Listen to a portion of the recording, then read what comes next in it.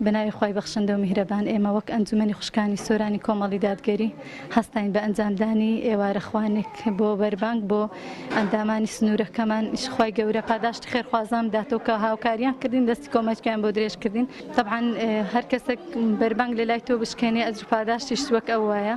جا ئێمەش هەر لەبەرەوەی زیاتر حەزمان کرد لە مانگی پیرۆزی ڕەمەزان ئەم ئێوارە خوانە ئامادە بکەین، هەروەها بۆ زیاترەوەی کە بەشداربوانیش یەکتر ببین و بناسن و دووبارە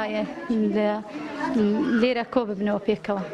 بەناوی خوای بەخشندەی میهرەبان، پێشەچی دەستخۆشی لە ئەنجومەنی خوشکانی سۆرانەکەم بە بۆنەی ئەنجامدانی ئیفتار سائیمێک بۆ خوشک و برایانی دەڤەری سۆران و دەوروبەری.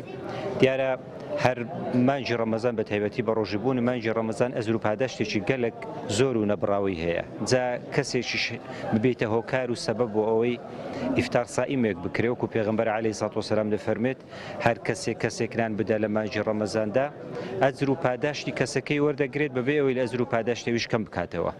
کەواتە ئینشەڵڵا و خوشکە بەڕێزانە و ئەجر و پاداشتیان دەستکەوتووەوە.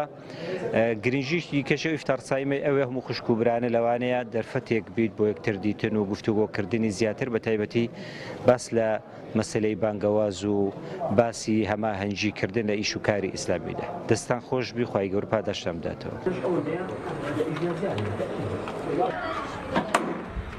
لا